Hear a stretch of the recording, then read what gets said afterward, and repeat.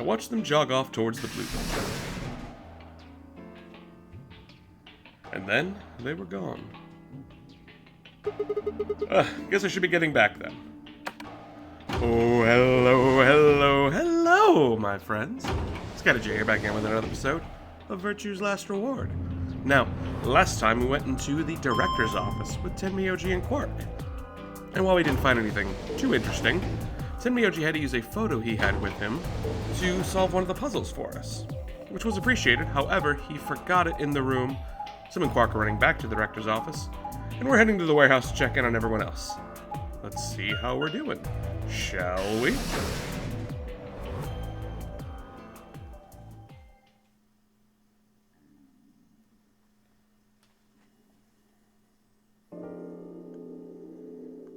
I stepped into the warehouse to find all the other teams already there. Kay and Luna, Fi and Clover, and Dio. The moment Dio spotted me, he dashed over to the rightmost AB room and slid his card through the reader.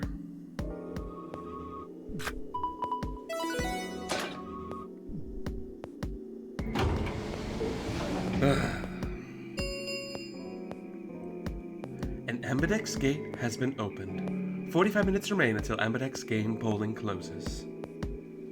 As he turned to look at me, I swore I saw a flash of a smug grin. There, happy? This time I waited for you to get back before I opened it. You see, I can be considerate.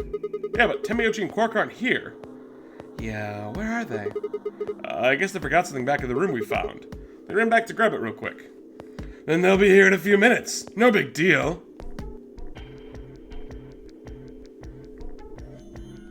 While we waited, we exchanged information about the rooms we'd investigated. Unfortunately, none of it seemed very useful. None of us had found anything. We were no closer to unraveling any of the increasing number of mysteries we were faced with. With that discussion exhausted, we sat down to wait.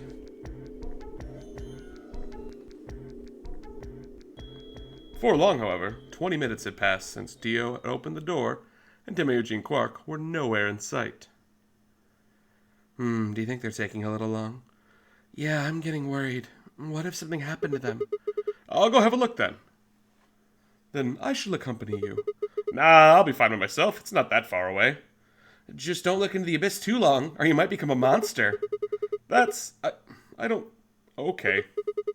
Look, I'm just going to the director's office. I'll be right back. It's no big deal. Right. See you guys later. I gave a quick wave goodbye and stepped out of the warehouse.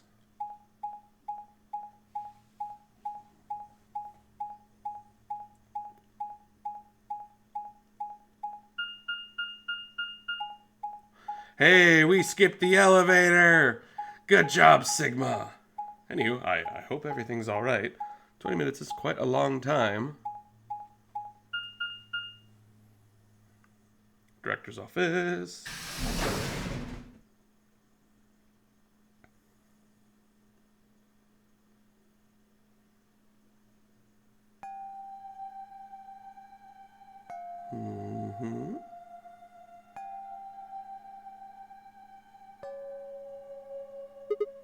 Well, that's odd.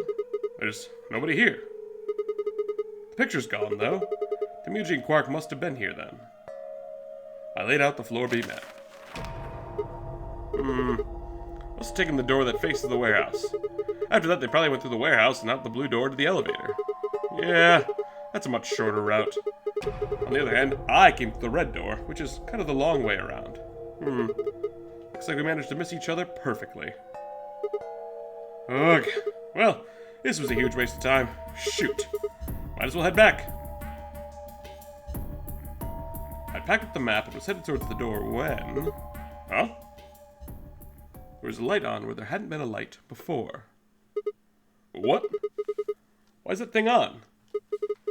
We messed with it earlier, but nothing seemed to work. I felt a sudden wave of inexplicably nauseating dread. The light stared at me. I swallowed and edged cautiously towards it. The machine was in arm's reach now. I stretched my hand out towards it, slowly. Ah! So, you finally made it. No, you're... I from zero. I was the one who brought you here. You undoubtedly have as many questions for me as there are stars in the sky. As you can see, however, this is only a recording. I will therefore be unable to directly answer any questions. Ask if you wish, but I cannot respond. Ugh. I considered taking a swing at him, but decided that was spectacularly futile, and kept my balled fist at my side. Now, where to begin? There are many things I wish to tell you, but unfortunately, our time is limited. As such, the information I can provide is also limited. I have chosen two things of great importance to tell you. First, I will tell you about termites. In retrospect, I suppose that's a rather odd thing to say. I imagine you look rather bewildered right now. Perfectly understandable. The person who kidnapped you and threatened you with death is lecturing you about insects. I suspect it hardly seems fair. Nonetheless, this is very important. In a way, it will determine your fate. So I ask that you listen carefully. Have you ever seen a termite mound? They are splendid structures. Some might even call them works of art. Termites are natural architects, and their mounds are both structurally sound and make excellent use of space. So, are they following some sort of plan as they build? Are there termite blueprints detailing which room goes where? No, of course not. Each termite is simply an oblivious cog in a tremendous machine programmed by millions of years of termite DNA. It is doubtful an individual termite has any idea what its contributions are helping to create. But a human does. We can appreciate the elegant forms of their alien cathedrals. We can see the simple beauty of their perfect functionality. We can understand the splendid planning of their structure. In other words, only an intelligence of a higher order can understand the beauty of what the termite builds. Now, consider humans. Why are we alive? Why do we love and give birth? Why do we create? From where do our cultures spring? There are many theories, but no one knows the truth. We are oblivious cogs in a tremendous machine programmed by millions of years of human DNA. No doubt you see now what this analogy is supposed to illustrate. Yes, I mean to say humans are not different from termites. We trudge through our lives with no greater understanding of our ultimate goal. You might say we don't understand what we're building. Only an intelligence of a higher order than ours can understand what we're doing. Imagine how we might look to such an intelligence. We may be building some structure so perfect and elegant, we can't even perceive it. Whatever it is, we've likely been building it on a dimension just above the ones we know since time immemorial. If we are like the termites, then what we've created is almost certainly something of tremendous beauty. And you are about to catch a glimpse of it. Or have you already?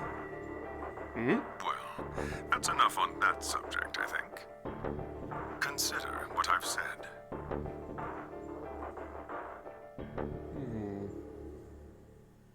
Now, let's move on to the second topic. It is somewhat more immediately meaningful to your life, and, in fact, the lives of several billion other people. I realize this is rather sudden, but I have a password for you. It is the password to disarm the bomb, numbered 1. Bomb? Are you ready? I will only say this once, so pay close attention. The password to disarm the number 1 bomb is BQZ RGJ DXR. I had no idea what he was talking about. What bomb? Was he saying there were bombs, too? If he'd guessed at my future confusion, he showed no sign of it. That is the last of the information this message was meant to convey. Before I go, however, I have a warning. You cannot tell any of your companions what you heard or saw here. If you do, you will be penalized immediately.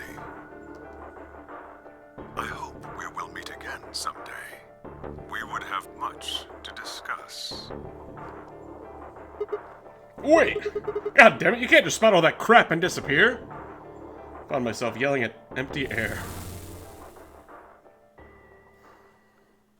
The hologram had disappeared. Ugh. What kind of idiot does he take me for? Termites? Other dimensions? How could that have anything to do with kidnapping us? Shit! I kicked out a nearby shelf. 10 minutes remain until Ambidex's game polling closes. All players, please enter your votes. If no vote is recorded before the deadline has passed, any non-voting parties will automatically ally. Oh, crap. I need to get back. Not like there's any point in staying here. I spun around and ran out of the room, towards the warehouse. Oh, and we quick jump! Way high, Sigma! Very nice, very nice. Grandpa, look, Mr. Sigma's back. Huh. Took you long enough. Ugh. Oh. Where are the others? In the AB rooms. They went in already? Yep. Why didn't you two? Have you been waiting for me? Yeah. Grandpa said there's something he had to tell you before you voted, no matter what. Oh? Nothing that significant. I just wanted to tell you that we're going to choose ally this round. That's it. And you had to tell me that no matter what? Seems kind of pointless. I mean, words are cheap. You can promise whatever you want. True, but we got something to back it up. Just hear me out. Okay, go ahead. Quark and I both have 8 BP. We're already on the home stretch. So, what do we need to get that magic number? Well, we need you to choose ally. If you do that, it doesn't really matter to us what we pick. You'd get to 9 whether you get 2 or 3 points, yeah? Exactly. That being the case, we don't have any reason to betray you. And if we both choose ally, we both gain points. True, but you must consider that I'll choose betray. That would mean you choose betray to protect yourselves. But that's why we're telling you we won't choose betray. Uh-huh. Can I trust you? Of course. Alright, tell me one thing. Let's say we do this and both ally. Everybody gets 2 points. That means you and Quark will have enough to leave, which is great for you, but I'll be stuck with a measly 5. How do I know you aren't going to just open the number 9 door and leave us in the lurch? I can guarantee it. How? I can give you my word. I will not open the number 9 door, even if I have enough points to do so. I swear it. We're gonna abandon everybody else just so we can escape. I swear too. I promise. Man, so all you got is a promise, huh? When I make a promise, I keep it. Trust me. Please, you gotta trust us. Alright, fine. I'll trust you. 2 minutes remain until Ambidex's game polling closes. We're counting on you, Sigma. You gotta choose ally. You promised. With that, they turned and ran to the AB room, second from the right.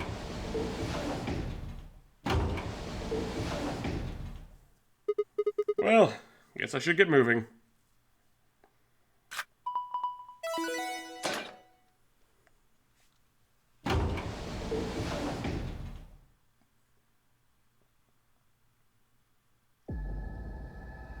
Oh boy! In the AB room. By ourselves, no less, too. I think it's the first time we're just stuck with our own thoughts. Interesting. 1 minute remains until Ambidex's game polling closes. I had a decision to make. Should I trust Quark and Tenmyouji? Well, I could believe they were telling the truth, and I could still betray them. That'd bring my BP to 6. I'd be that much closer to 9. And choosing betray would guarantee that they wouldn't try and escape without the rest of us. Betrayal seemed like a safe bet. But... Please, you gotta trust us. You gotta choose ally. You promised. Tenmyouji, I could betray easily enough. But Quark? What the hell was I gonna do? 10 seconds remain until Ambidex game polling closes. 9, 8, 7, 6, 5, 4, 3, 2, 1. Oh. We'll pick Ally. Can't betray Quark. He's just a kid. Vote has been recorded. Please wait. Round 3 of the Ambidex game has been completed. Results will be displayed in the warehouse. Thank you for your participation. Ambidex gates now opening. Alright, let's see what happened.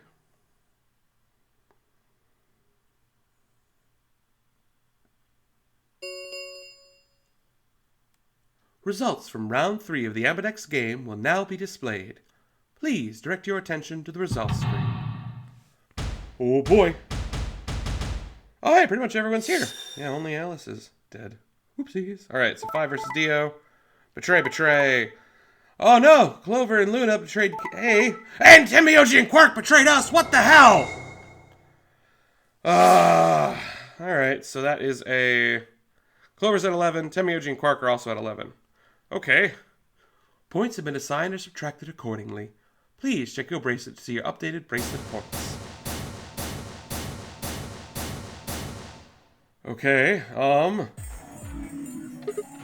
Hey, what the hell, guys? Why'd you betray me? Quark got nothing to do with this. I made the vote. Grandpa? Alright, fine. Why'd you break your promise, Tenmyouji? I only promised you one thing. We wouldn't open the number 9 door, even if we got 9 points. What? So you're not going to leave? That's not what I said. Of course we're gonna leave. Wait, what? Look, see Clover over there? What? Don't tell me. Oh, balls, she pulled it!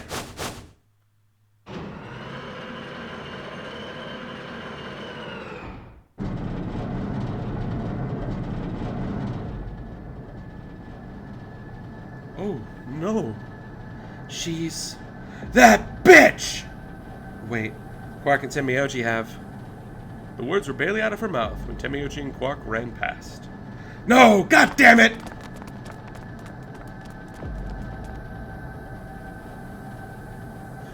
Clover, are you really going to leave? Well, yeah. Why else would I open the door? But why? I'm gonna go call the others, so we can capture Zero Senior. Tenmyouji, are you and Quark going too? Yeah, sorry about that. Sorry, everybody. So, Sigma, happy? Kept my promise. Clover opened the door, not me. Like hell I'm happy. That's some shady shit there, Tenmyouji. Huh, you say so. I have to get out of here. That's that. He's gotta pay for what he's done. He? Zero. You mean you know who Zero Senior is? Yeah, no point keeping it a secret now, I suppose. I know exactly who Zero Senior is. What?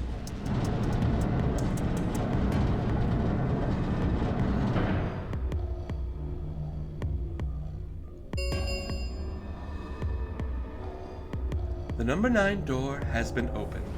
It will remain open for 9 seconds. Let's go! Come on, guys. Time to move. Right. Oh, wait!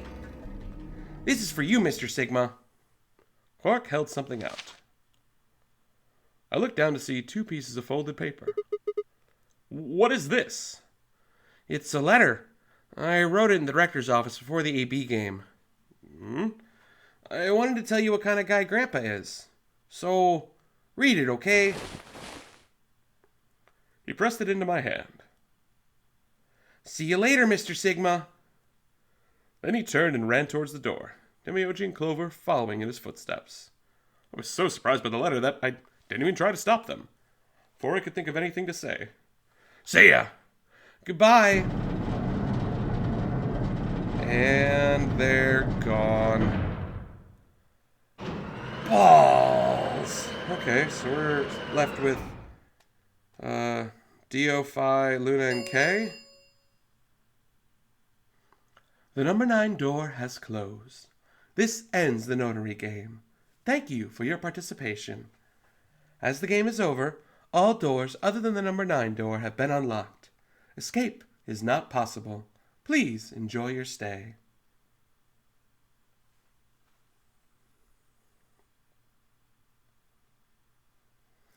Shit! They're gone! All we can do now is hope they bring back help. Indeed. I agree. I looked down at Quark's letter and slowly unfolded it. His handwriting was slightly uneven, but he'd filled both pages with writing. I began to read. It was a really stormy day when he found me. He said the rain was coming down so hard that it almost hurt, but somehow he managed to hear a baby crying. I guess I must have been crying pretty loud, huh? He took me home and did his best to raise me, but he'd never been married or had a kid before, so I think it was really hard for him. He couldn't figure out how to mix the formula, so he was always carrying the directions around with him. Also, I guess I was a pretty picky eater, so if he didn't get the water to formula ratio just right, I wouldn't eat it. I guess I was kind of a pain, huh? But he didn't give up, and now here I am. When he found me, I was really, really small, so he was worried I might not make it. And that's why he named me Quark. Quark is a really, really small thing, and I was really, really small too. Grandpa didn't need to worry though, because it turned out that I was pretty tough. When I was 1, he forgot I was sleeping in the bed of his truck and drove off. I rolled out and went out the back, but I didn't even get scratched. I started walking when I was 2, and when he wasn't looking, I fell down the stairs. I didn't get hurt then either though. When I was 3, I got really sick, and I had a super high fever for a week, but eventually I got better. I guess you could say that I'm pretty lucky. Anyway, I didn't really have any more accidents after that, and I was a pretty healthy kid. By the time I was 6, I started helping Grandpa out with his work. His job was to gather junk from abandoned buildings. Then he'd fix it up or pull out the useful parts and sell them. There was plenty of abandoned buildings, but finding good stuff in them was hard. You had to know which parts were useful, or you could end up wasting a bunch of time. Every time I'd find something, he'd explain to me what it was, how it was supposed to work, how to fix it, all sorts of things. Usually though, I just wanted to finish up work so I could go to the theater. The theater came to our town once a week in a wagon. They'd show old news or movies. I went every single week, but Grandpa only went out once in a while, and he'd only go on weeks they showed movies. Oh yeah, I didn't know that I'd been adopted until I was 7. One of the other kids on my block told me. I guess after Grandpa found me, he looked all over town to try and find somebody who'd take me. The kid from my block actually had a mom, and he'd asked her if she'd take me too. I gotta admit, I was pretty shocked when I heard that. There wasn't a lot of kids with parents around, so hearing that somebody lived with his actual mom, that was pretty impressive. I was also kind of surprised that Grandpa had tried to get someone else to take me. Did that mean he didn't really want me? The kid had told me about Grandpa trying to get rid of me, though he was a real jerk. He was totally spoiled, and he'd brag to everyone about having a mom. He liked to come up to me while I was working and say stuff like, "Must be hard to not have a mother." It never really bothered me before. After I found out that Grandpa had adopted me, I started to think that maybe he didn't really want me. If I could work on my own, then he could get rid of me. I was scared to know the truth, so I never asked him. Then, one day, he took me to the bar in our neighborhood. During the day, of course. He went there sometimes to drink scotch, but I'd never gone before.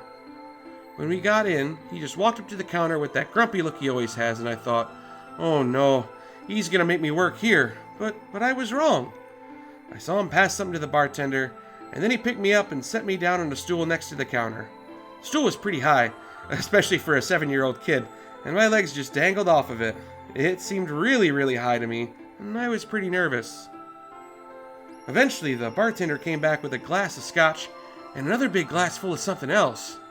As I looked closer, I realized that the second glass was full of some sort of brown liquid with a scoop of ice cream in it. It took me a minute to realize what it was. A root beer float. I'd never seen one before. I was so surprised. Root beer was even more expensive than the nicest alcohol in the bar. To me and the other kids, it seemed more like an urban legend than a real drink. But there it was, right in front of me. I stared at the float. I still wasn't sure that it was real at that point, and then turned to look at Grandpa. He looked back at me.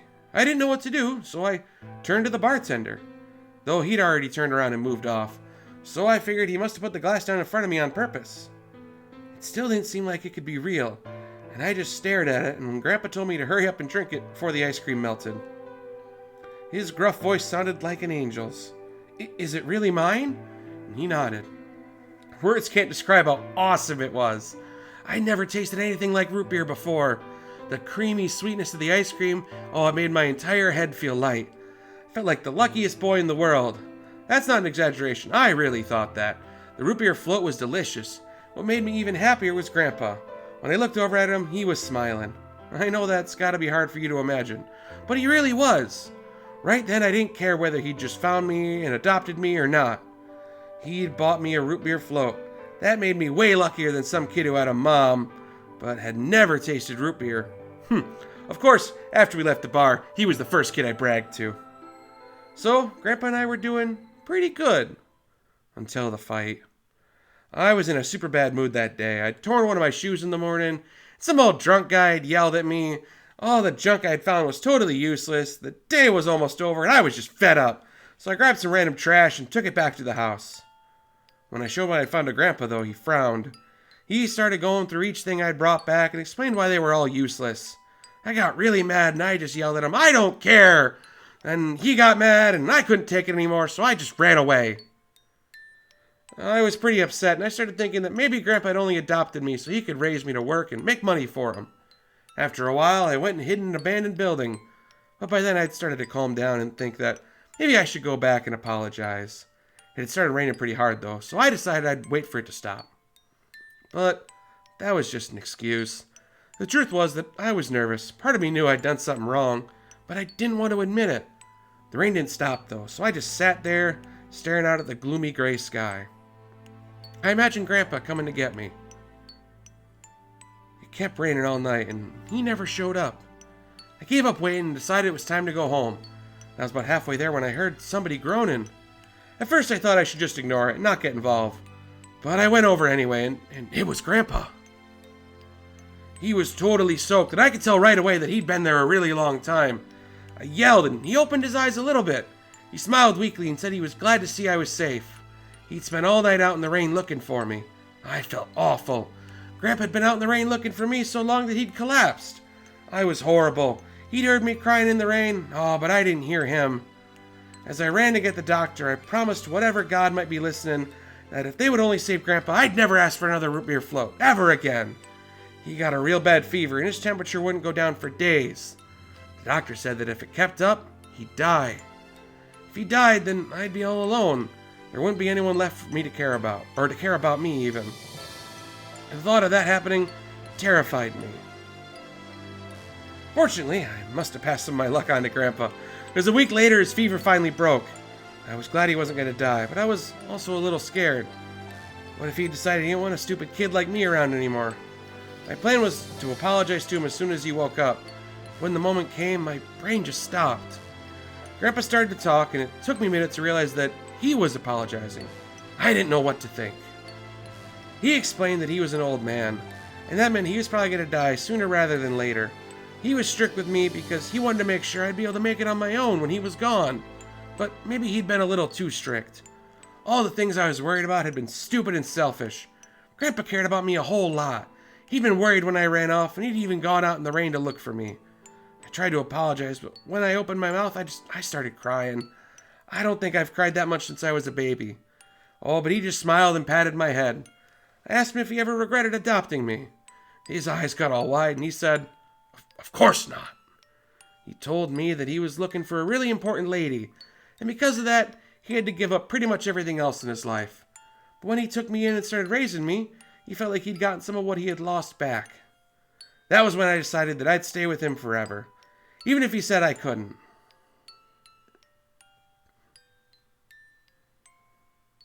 Aww. That's a cute story for those two. Oh, and that's the ending!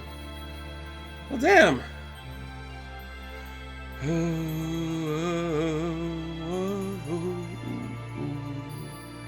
Oh, man. So I guess we learned that Quark really likes root beer floats. And that Tenmyouji's a good grandpa. Even though he doesn't, Well, cool. I think now that I've seen the ending once, though, I can skip the credits.